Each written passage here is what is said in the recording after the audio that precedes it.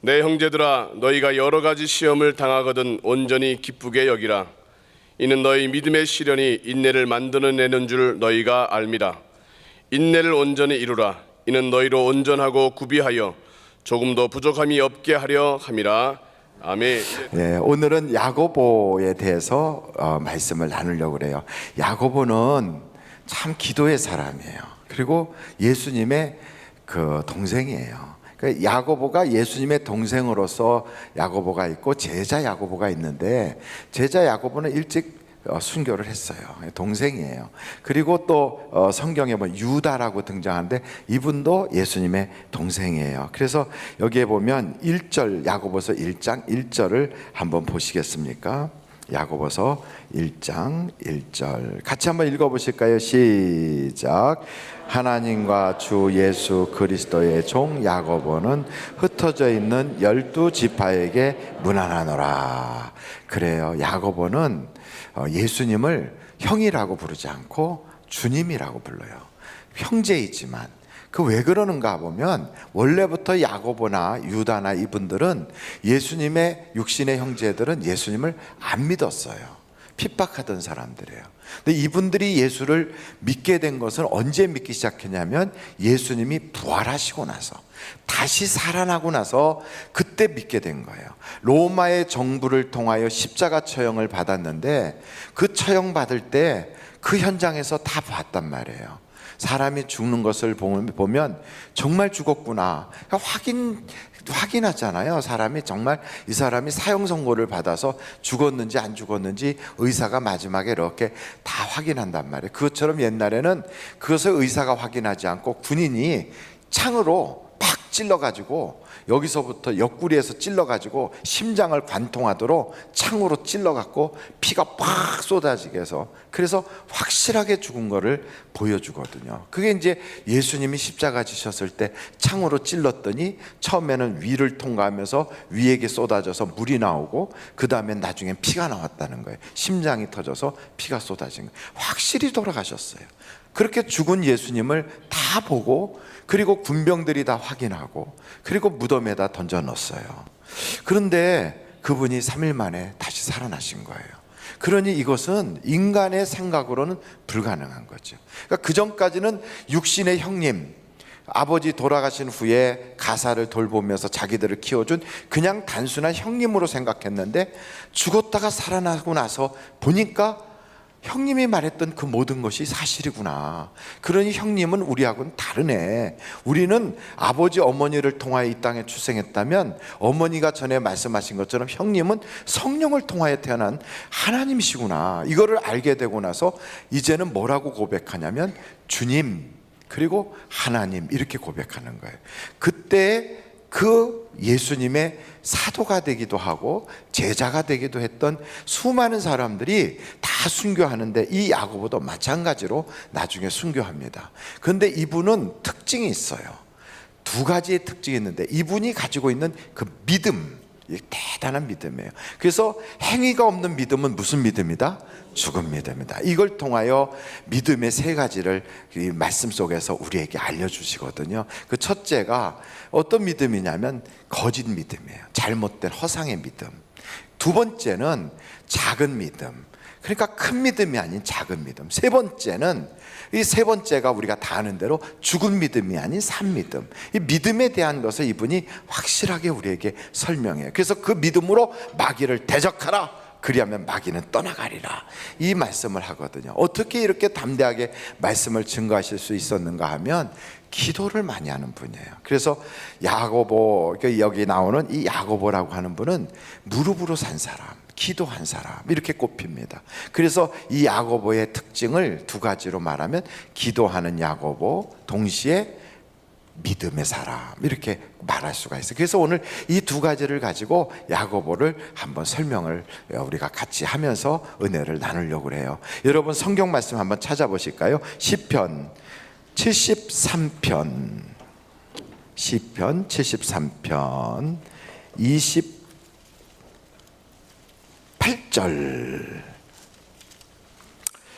같이 한번 읽어보실까요? 아주 너무나도 유명한 말씀이에요. 같이 한번 읽어보시겠습니다. 시작. 하나님께 가까이함이 내게 복이라. 내가 주 여호와를 나의 피난처로 삼아 주의 모든 행적을 전파하리이다. 자, 잠깐만요. 하나님께 가까이함이 뭐라고요? 내게 복이다. 가까이 한다는 게 뭘까? 하나님께 가까이 한다는 게 그게 기도하는 거예요. 그러니까 기도가 뭐냐 하면 하나님과 가까이 하는 거예요. 그러니까 하나님과 가까이 하고 친밀하게 하고 하나님과 대화하고, 이것을 우리는 기도 이렇게 말하거든요. 또 한 구절을 우리가 성경을 좀 찾아보시면 좋겠는데요. 한번 여러분 성경 말씀 히브리서 4장 16절이에요. 히브리서 4장 16절. 히브리서는 바로 야고보서 그 앞쪽을 보시면 있어요. 4장 16절. 한번 다 자막에 나오니까 한번 그대로 읽어보시겠어요? 시작.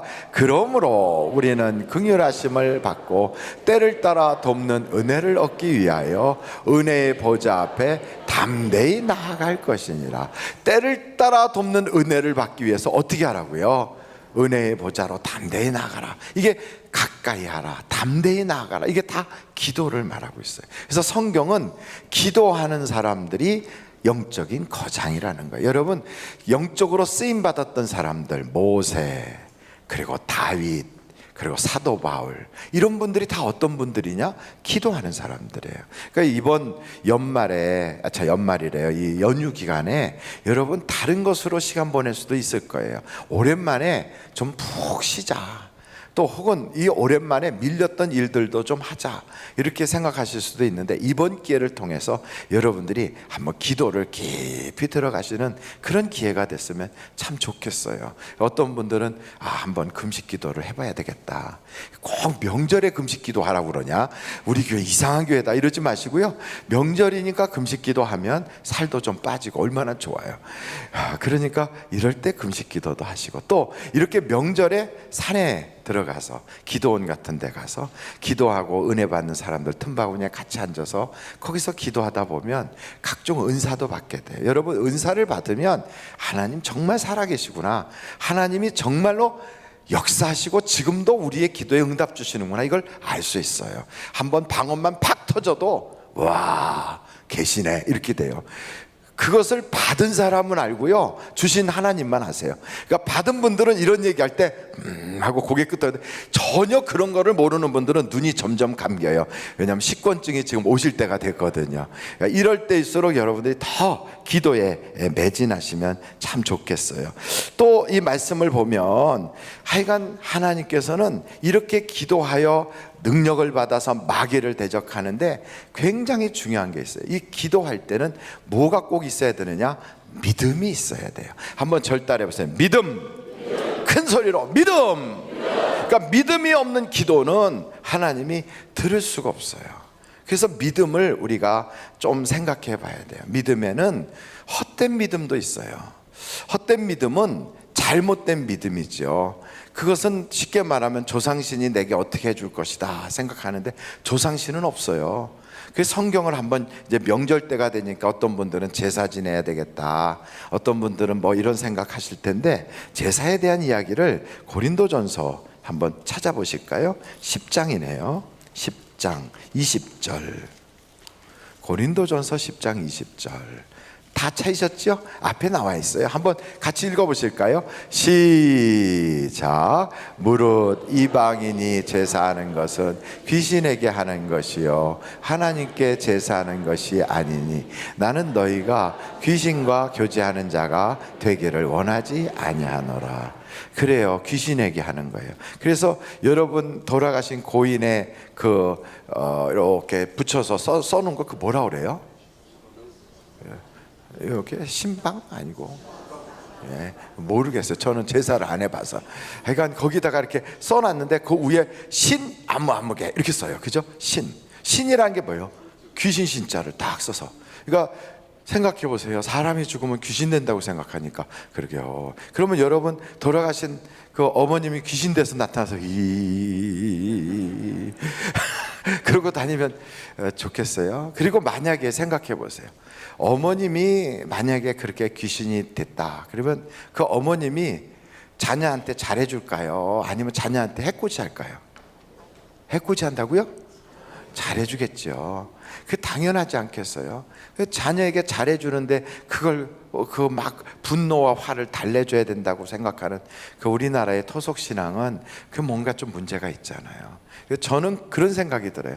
귀신이 뭘 못 먹겠다고 뭘 못 먹어서 그렇게 제사상에 와서 그걸 드실까? 명절에 백화점 가면 먹을 게 쓰였는데 거기 가서 드시지, 이런 생각도 들어요. 그래서 그렇게 돌아가신 양반에게 제사하는 거는, 그것은 사실은 그분에 대한 예의가 아니고요, 돌아가신 양반이 아니라 그분을 흉내내는 귀신이 그러는 거예요. 귀신.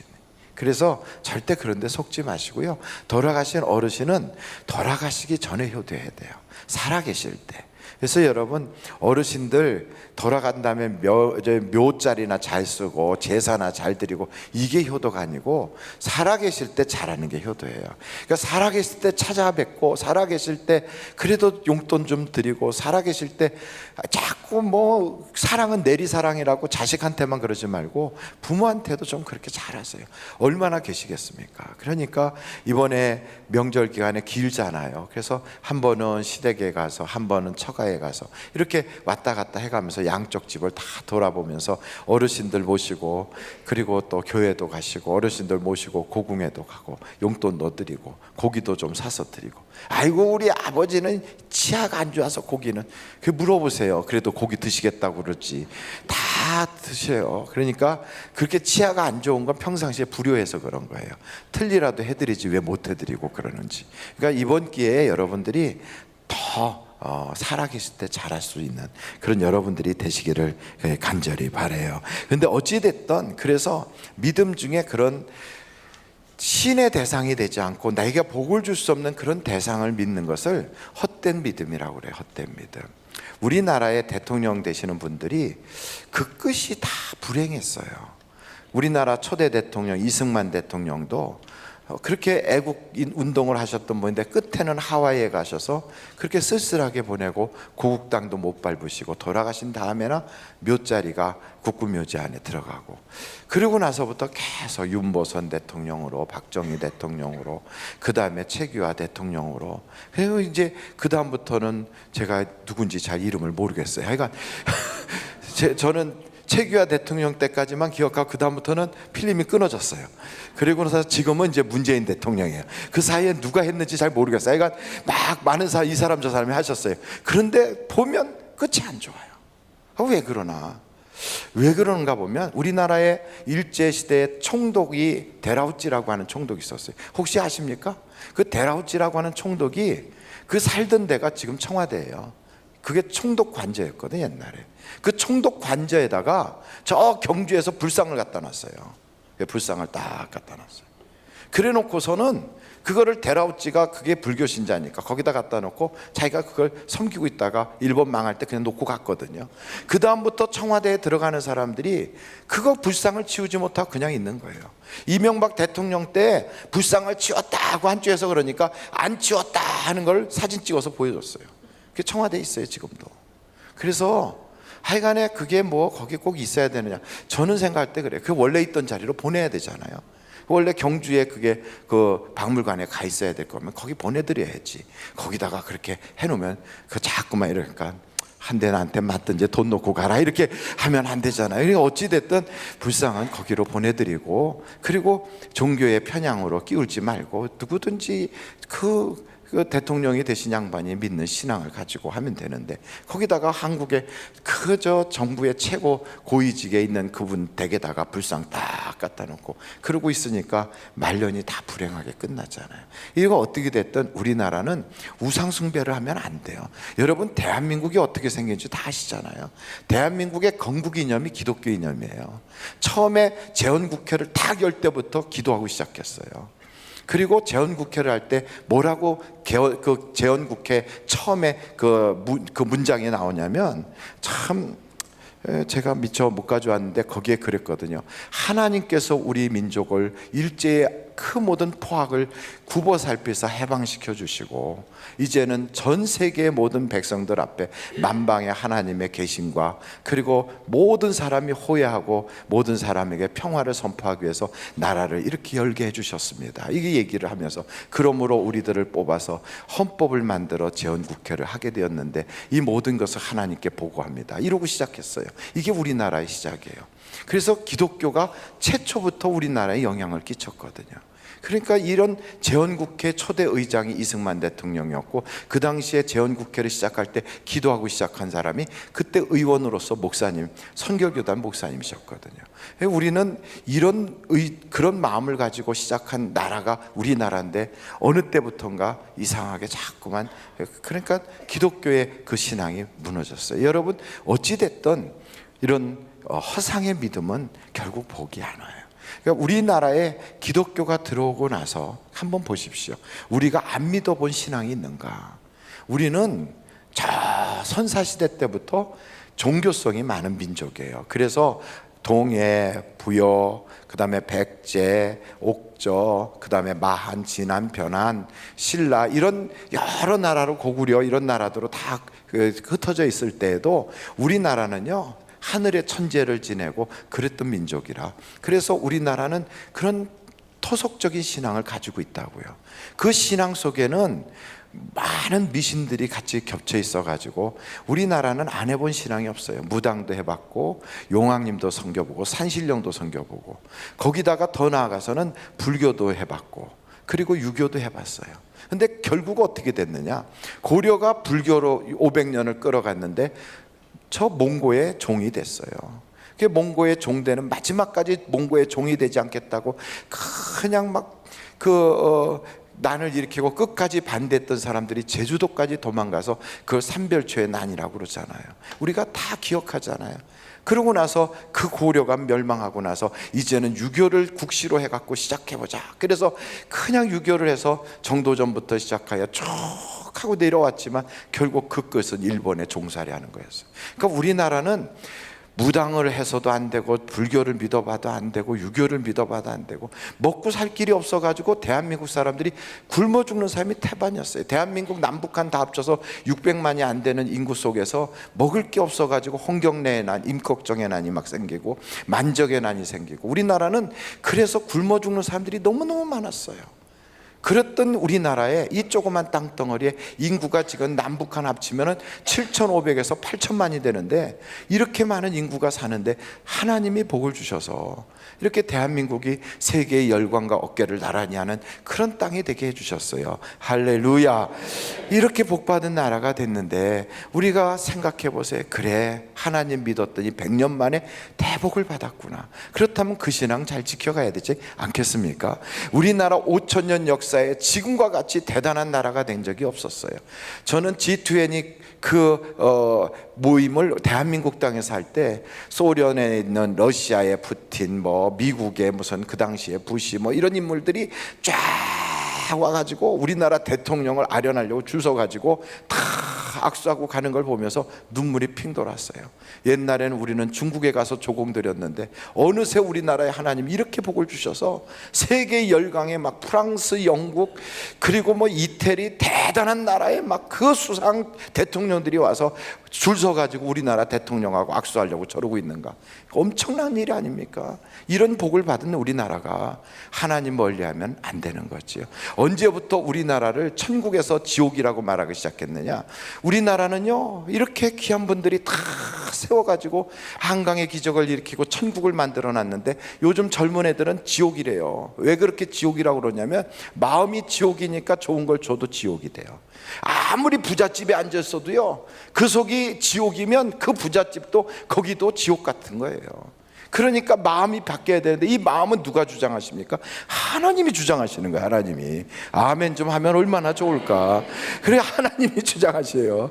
그러니까 여러분, 하나님이 그 마음을 꽉 붙잡고 가면 그 어려운 환경 속에서도, 허벌판에서도 천국을 만들어 놓는데, 아무리 부잣집 아들로 태어나도요, 그 마음이 황폐하면 그 마음대로 그냥 집안이 황폐해지고 아버지의 물려준 모든 재산도 다 날려버리고 망하는 거예요. 그러니까 일세대도 지나가기 전에 지금 우리 자녀들이 그냥 전부 다 나라 말아먹게 생겼잖아요. 얼마나 가슴이 아픕니까? 언제부터 그리 됐느냐고요? 하나님을 떠나니까. 대한민국의 기독교 인구가 25%다 20%다 그러지만 젊은 아이들을 가서 딱 만나보면 5%예요 5%. 더군다나 놀라운 건 주일학교 애들 많이 나온다고 그러지만 국민학교 초등학교에 가서 물어보면 7% 3%. 그러니 앞으로 한국의 기독교가 3% 5%로 줄어들 거라는 얘기 아닙니까? 얼마나 가슴 아픕니까? 이렇게 젊은이들이 순식간에 하나님을 떠난 건 하나님이 우리나라에 잘못을 했습니까? 하나님이 우리나라에 사기를 쳤습니까? 하나님이 우리나라에 약속을 위반했습니까? 아니거든요. 하나님은 우리에게 이렇게 큰 복을 주셔서 거지 나라가 폐허로 완전히 전 세계 16개 나라의 젊은이들이 와서 죽어 자빠졌던 이런 정말로 국제 무덤이고 국제 묘지인 유엔 빌 묘지가 있는 그런 형편없는 나라인데, 황폐한 나라에 하나님이 이 복을 주셔서 이렇게 잘 살게 됐잖아요. 그러면 그 하나님 떠나면 안 되잖아요. 떠나서 뭘 쫓아가느냐? 자기를 믿으려고 그래요. 떠나가서 자기 재주를 믿어요. 떠나가서 뭘 믿느냐? 세상에 이상한 것들을 쫓아다녀요. 그래서 허상을 쫓아다니니까 헛된 믿음을 믿으니까 되는 게 안 되는 거예요. 안 되는 거예요. 그러니까 여러분 생각해 보세요. 하나님을 믿으면 보이지 않는 하나님이지만 그분이 도와주셔서 잘 살게 된다 이 말이에요. 처음에 아버지 세대의 일제의 만행 속에서 짓밟혀 갖고 이름도 다 바뀌고 나라 말도 뺏기고 형편없이 됐어요. 그런 이 나라가 그래도 기도하면서 하나님께 몸부림치니까 그 기도 하나님이 들어주셔서 결국은 일본도요. 일본이 왜 망했습니까? 우리나라가 일본하고 싸웠습니까? 아니요, 우리가 쫓아내지도 못했어요. 근데 히로시마하고 나가사키에 원자탄 펑 터지니까 지들이 항복하고 가버렸어요. 우리는 이 해방이라는 걸 선물로 그냥 받았어요. 그러니까 희생 없이 받으니까 이게 우리나라의 화가 돼가지고 남북이 갈라진 거예요. 어찌게 됐든 이런 정말 안타까운 이 속에서도 하나님의 은혜 가운데 대한민국을 해방시켜 주시고 복을 주셨다면 그 은혜를 잊어버리면 안 되잖아요. 그리고 그렇게 전쟁의 그 폐허 위에서 허벌판에다가 하나님이 이렇게 복 주셔서 잘 살게 됐으면 하나님의 은혜로다 감사합니다 이러고 살아야 되는데, 언제든지 감사 다 잊어버리고 이젠 내 재주라고 믿으니까 그렇게 재주 좋다는 사람들 힘으로 안 되잖아요. 그 재주 가지고 김정은이의 마음을 움직였어요. 그 재주 가지고 핵폭탄 하나를 없애겠어요? 그것 가지고 뭘 어떻게 하겠어요? 전 세계의 화학 무기보다 더 많은 무기를 저 북한이 가지고 있대요. 핵무기 없어도 우리나라 다 죽일 수도 있어요. 거기서 가지고 있는 독가스로 그냥 쏘면 다 죽는 거예요. 그리고 핵무기만 우리는 막 생각하지만 핵무기야 미국 쏠까봐 미국이 전알리지, 사실은요 핵무기보다 더 무서운 독가스가 있다고요. 그걸로 서울 복판에다 통 터뜨리면 여러분 다 그냥 하고 이러고선 다 죽을 판인데, 이렇게 무서운 그런 지금 불덩어리 밑에 살고 있으면서 우리는 내 힘 가지고 산다고 이러고 있으면 되겠어요? 하나님이 보호하사 우리가 지켜지면 받아야지요. 할렐루야. 그래서 사람 제정신 못 차리는 김정은이의 뒤에서 조종하고 장난치는 이 어둠의 악한 영을 다 몰아내도록 우리 깨어서 기도해야 되거든요. 그런데 생각해 보세요. 이 허상의 믿음은 항상 그렇게 잘못된 대로 가요. 나를 믿고 우상 숭배하고 자기의 지식을 믿고, 이거 다 허상이거든요. 실제로 천지를 창조하신 하나님을 믿는 것 외에는 다 허상의 믿음이다. 이걸 우리가 알아야 됩니다. 두 번째 믿음의 종류 중에 작은 믿음이 있고 큰 믿음이 있어요. 작은 믿음은 뭐냐? 큰 믿음은 뭐냐? 믿음이 작은 자들아 하고 우리 주님이 책망하시거든. 저는 우리 하늘비전교회 성도들이 작은 믿음이 아니라 큰 믿음 갖기를 간절히 바래요. 한번 손을 이렇게 해서 옆에 사람 치지 마시고요, 큰 믿음을 주시옵소서. 누구는 하는데 누구는 손을 깔고 앉아 계셔. 이렇게 다시 한번 하겠어요, 웃으면서. 왜냐하면 왜 저런 짓을 하나 그러지 말고요, 두 분이 조셨어요. 그래서 그분을 깨우기 위해서 다시 이렇게 손을 하고 큰 믿음을 주시옵소서. 할렐루야. 막 박수 치고 싶으면 치죠, 뭐까지 거. 하나님께 영광의 박수. 한번 생각해 보세요. 큰 믿음이 뭐고 작은 믿음이 뭐냐? 작은 믿음은 문제를 보는 게 작은 믿음이에요. 그러니까 베드로가 배를 타고 가는데 풍랑이 일었어요. 제자들이 다 타고 있는데 예수님이 거기 안 계셨거든. 아이고 이제 우리 죽었네, 큰일 났네, 아이고 이거 뭐 어부 생활 평생을 했어도 이런 풍랑은 처음이야 막 이러고 도저히 자기들의 경험 가지고 헤쳐 못 나가요. 바로 그때 그 껌껌한 밤중에 그냥 바람 막 불어치는데 희끗희끗한 게 유령 같은 게 보이는 거야. 아이고 이제 죽을 때가 되니까 유령까지 보이네 이러면서 나 죽었다 생각하는데, 얘들아 두려워 말라, 나니라. 누구십니까? 예수님이신 거예요. 깜짝 놀랐어요. 예수님이 물 위로 오시네. 그러니까 베드로가 그런 거예요. 예수님 맞습니까? 나다. 그러면 예수님 나도 물 위로 걷게 해주세요. 참 그 와중에 아이고 생각해봐요. 그 와중에 그 물 위로 걷고 싶을까? 빨리 풍랑 잔잔하게 하고 어떻게 살궁리를 해야 되는데, 그 베드로 대단한 양반이에요. 그 와중에도 물 위로 걷겠다고 나를 오라고 그렇게 하라는 거예요. 그러니까 예수님이 이리 오라. 그러니까 물 위로 내렸어요. 그럼 내리면 쑥 빠져야 되는데 걷는 거예요. 오 걷네. 그리고 딱 걷는 거죠. 옛날에는 물 위로 걷는 게 있을 수도 없다 그러대. 요즘은 수상스키 같은 거 보니까 다 걷더라고요. 쫙 타고 막 이렇게. 근데 그런 거하고는 비교가 없어요. 그냥 걷는 거 그냥 이렇게 우와 하다가 바람이 막 불고 앞에 파도가 쫙 치니까 주님이 안 보이고 바람이 보이고 파도가 확 치는, 파도를 보고 바람 소리 듣는 순간 믿음이 없어지는 거예요. 작은 믿음이 된 거예요.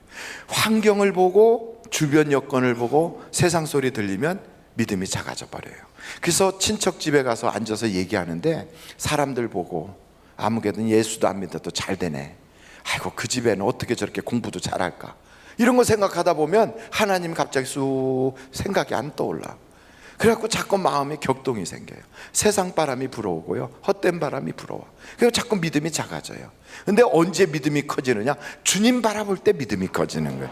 여러분 주님 바라봐야 믿음이 큰 믿음이 되는 거예요. 그러니까 이 사람 소리 듣고 저 사람 소리 듣고 이것 보고 저것 보면 다 믿음이 작아져요. 아주 잘 자라져요. 그래갖고 좁쌀만한 믿음이 돼요. 그러지 말고 여러분 큰 믿음, 반석도 옮기고 태산도 옮기고 세상을 바꿀 수 있는 큰 믿음, 여러분 믿음의 크기만큼 하나님이 변화시키는 걸 믿으시기 바라요. 그러니까 기도하면 하나님이 응답을 주시는데, 누구의 기도에 응답하냐? 믿음의 기도에 응답을 주시거든. 기도가 뭐냐 그랬더니 바라는 것들의 실상이래요. 여러분 바라는 게 있잖아요. 요따만큼 바라면 그만큼 실상이 생겨요. 그만큼 응답이 와요. 이만큼 바라면 그런 응답이 쏟아지는 거예요. 그러니까 여러분 큰 믿음을 가지려면 자꾸만 마음을 넓힌다고 되는 게 아니고 수양한다고 되는 게 아니에요. 예수를 바라볼 때 거기서 믿음이 커지는 거예요. 한번 절 따라해 보세요. 예수님을 바라보면 큰 믿음이 생긴다. 다시 한번 예수를 바라보면 큰 믿음이 생긴다. 저는요 제 친구가 코스닥에 상장한 기업체를 갖고 막 이런 거 보면서 자식이 저건 애비도 없었는데 어떻게 저렇게 성공해서 저렇게 큰 기업체를 이뤘나, 이런 생각이 들었어요. 근데 보니까 다른 거 없어요. 믿음이 크니까 그렇게 되더라고. 근데 우리 교회 어떤 권사님도 남편을 위해서 세게 기도하고 큰 믿음을 가졌어요. 이번에 제가 가서 보니까, 제주도에 가서 보니까, 아니 야 하나님이 복을 주셨는지 하여간 엄청나게 복을 주셨어요. 그래갖고 그냥 준 재벌이 되셨더라고. 근데 그분도 코스닥에 딱 그 회사가 상장이 돼가지고 그 회사의 주식이 2만 얼마라고 그러더라고, 한 주당. 그러니까 꽤 괜찮게 주식이 있는 거예요. 그래서 제가 이렇게 보고, 야 하나님이, 그분이 우리 교회에서 처음 신앙생활 할 때는 유치원 다니는 조그만 애들 둘 데리고 신앙생활 하는데 아주 그냥 그랬어요. 그냥 일반 건물 이렇게 했으면 그거 리모델링 해주는 거 하고 인테리어 해주는 거 이런 거 시작했던 분인데, 어느 순간에 막 호텔도 가지고 있고 막 큰 아파트 단지 다 해갖고 분양하고, 그 다음에 곳곳에 막 이런 사업체를 가지고 있는데 사장만 3분이고 그 위에 회장님이 그분 남편이시고 우리 교회 집사님이시더라고요. 제가 그걸 보면서 이야, 믿음이 크니까 시작은 미약하지만 나중은 힘이 창대케 하시더라 이 말이에요. 그 덕분에 가서 아주 대접을 거하게 받았잖아요. 처음으로 저는 그런 고기를 먹어봤어요. 얼굴이 저만큼 큰 고기를. 고기가 얼굴이 저만큼 커요. 그랬더니 그 녀석이 날 보더니 자기도 놀랐는지 그래갖고 그 녀석 볼따기에 붙은 것만 먹었는데 배가 불렀어요. 얼마나 큰 고기를 잡았는지. 이야, 하나님이 큰 믿음을 가지니까 크게 해주는 거예요. 여러분, 그분이 그 얘기를 하시더라고. 많은 시집살이도 했고 시누이들 중엔 보살도 계셨고 너무너무 힘들었지만 오직 예수님 딱 붙잡고 주님 안에서 신앙생활하고 기도했다 이거예요. 예수님만 바라보니까 하나님이 믿음이 커지게 하는 거예요. 할렐루야. 얼마나 아름답습니까? 어떤 사람은 이제 믿음 중에 세 번째 죽은 믿음이 있고 산 믿음이 있어요. 죽은 믿음, 산 믿음. 행위가 있는 믿음은 산 믿음, 행위가 없는 믿음은 죽은 믿음이라는 거예요. 제가 그 중고등부 담당 전도사로 있을 때 김태균이라고 하는 그 고등학생 녀석이 있었어요. 이 녀석은 풋볼 선수예요. 미국의 미식축구 그 풋볼 선수인데 그 누나가 있는데 누나하고 나이 차이가 꽤 나요. 그런데 그 누나가 혼자 살면서 가게를 했어요. 신방을 하면 늘 그 누나가 하시는 말씀이 그거예요. 전도사님, 저는요 이 가게에서 꼭 어려운 사람들 돕고 싶어요. 이 가게에서 꼭 어려운 사람들 돕는 사람이 되고 싶어요. 그렇게 늘 말씀이 떠나지 않았어요. 입에서 늘 그 얘기를 해요. 나는 가게에서 여기서 나오는 돈 가지고 꼭 어려운 사람 돕고 싶어요. 그러셨는데 그냥 일찍 세상을 떠났어요. 한 사람도 돕지 못하고 한 사람도 못 도왔어요. 그냥 계속 말씀만 하셨어요. 내가 돈 벌면 어려운 사람 도와야지. 돈 벌면 어려운 사람 도와야지. 그러다가 아주 그 젊은 나이인데 세상을 떠났어요. 너무너무 가슴이 아프더라고요. 태균이가 옆에서 누나 어려운 사람 돕는다면서 왜 그렇게 빨리 갔어? 막 우는데 저도 눈물이 그리 쏟아질 수가 없더라고요. 근데 결국은 마음뿐이었지 그 어려운 사람 다 한 명도 못 도왔어요. 근데 그걸 보고 있었던 고아 출신 미국 사람과 결혼한 한국 여자가 있었는데 이분은 고아예요. 여자분인데 그거 보더니 아이고 그 김옥분 집사 태균이 누나가 맨날 어머니 어려운 사람 돕는다고 그러더니 결국은 갈 때까지 한 명도 못 도왔는데 나는 그냥 이 땅에 고아원에서 자라서 그냥 부모가 없는데 내가 부모님 같은 분들 내가 꼭 식사 대접을 해야 되겠다 이 결심을 했대요. 그러면서 주일날만 되면 저녁에 어르신들 모시고 가서 집에서 식사를 대접하는 거예요. 어르신들 계속 점점점 아주 많은 사람들을 대접을 해요. 제가 그걸 보면서 이분은 실제로 행하고 있고 자기가 할 수 있는 만큼 이분은 마음뿐이고 마음만 가지고 있었던 분은 결국 끝끝내 못하고 끝났어요. 근데 실제로 하던 분은 처음에는 조그맣게 했지만 아주 잘하니까 나중에 사람들이 여기저기서 나도 도울게 그래갖고 돕더라고요. 계속 얼마나 복을 받았는지 계속 도와요. 그걸 보고 있었던 또 다른 집사님이 계셨어요. 그분 이렇게 보더니 나는 고아 출신은 아니지만 그래도 나는 사실은 부모님이 안 계시니까 나도 어르신들 좀 대접하는 거 해야 되겠다고 그러면서 나서서 막 대접하는 거예요. 그분은 조금 말이 좀 주책스럽다고 그러고 사람들이 볼 때 약간 4차원이라고 막 그랬거든요. 근데 그런데도 하여간 자기가 생각한 걸 행동으로 옮겼어요. 그랬더니 하나님이 그 남편과 그분에게 복을 주셔서 아니 그렇게 자꾸 식사를 대접하다 보니까 식당을 열었어요. 식당을 열었는데 이렇게 회전하는 거 있잖아요. 이렇게 빙빙빙 돌아가 회전초밥 먹고 싶죠? 회전초밥 그거를 그 메이시인가 하는 그 백화점 안에다 회전초밥을 딱 냈어요. 그게 대박을 했어요. 그러더니 그 다음에 프랑스 요리를 하는데 5층짜리 빌딩을 빌려서 하더니 그게 또 대박이 나요. 점점점 아니 남 대접하다가 자기 사업이 점점 커지는 거예요. 자꾸만 커져요.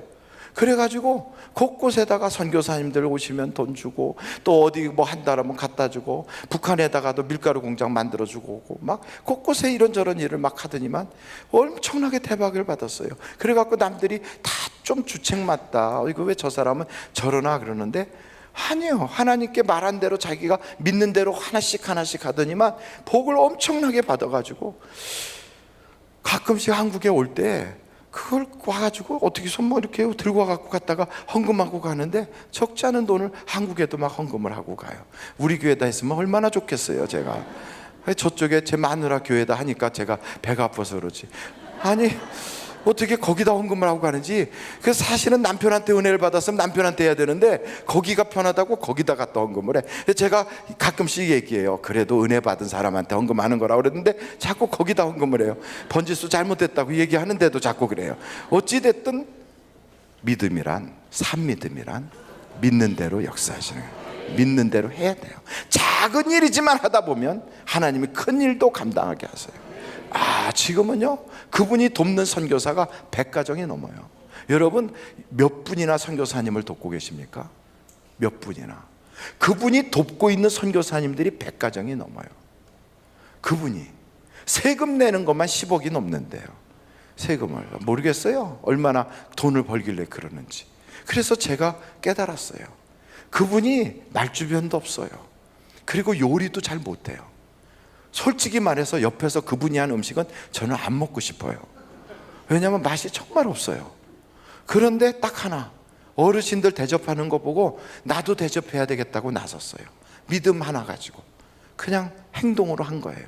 그랬더니 하나님이 이분이 그렇게 하는 걸 보고 이분이 하는 사업에다 복을 주니까 좋은 주방장이 들어오고 좋은 사람들이 막 붙여져 가지고 사업이 막 번창을 하는 거예요. 번창을. 야, 그러니까 그렇게 사실은 부모도 없는 그분인데 남편을 딱 만났는데 남편이 UC 버클리 출신 남편을 만나고요, 똘똘한 경영을 마인드를 가지고 있는 사람이 딱 만나가지고 쫙 막 도와주기 시작하니까 사업이 막 엄청나게 일어나요. 제가 그걸 보면서 하나님은 산믿음을 움직이시고 그 산믿음을 통한 역사가 나타나는구나. 그러니까 여러분, 착한 일을 하겠다는 생각을 가진 사람들은 우리 전부예요. 하나님 내게 복만 주시면 나 착한 일 할 거예요. 어려운 사람 도울 거예요. 나 하나님 복 주시면 나 선교사님 돕고 나 교회 세울 거예요. 그렇게 갈 거예요만 하다가는 죽을 때까지 못하고 끝나요. 그냥 그러고 끝나는 거예요. 마음은 착한데 행동이 없는 거예요. 근데 작은 것부터 시작하는 거예요. 행동으로. 먼저 내 옆집에 어려운 사람에게 김치 한 포기부터 갖다 주자고요. 조그만 것부터. 내 주변에 주일날 교회 와서 보니까 남들은 다 그래서 서로 웃고 붙고 막 그러는데 아무도 거들떠도 안 보는 어려운 사람이 있으면 그 사람한테 갈 때 딱 손잡고 조그만 뭐 과일이라도 하나 주머니에다 넣어주든지 과자라도 하나 사서 명절인데 그래도 따뜻한 마음 가져요, 내가 기도하고 있어, 한마디만 해줘봐요. 큰 돈 들이지 않고도 얼마든지 하나님의 일을 시작할 수 있어요. 믿음이란, 헛된 믿음은 믿음이 아니에요.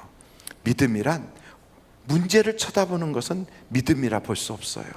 큰 믿음을 가지려면 예수님을 바라봐야 돼요.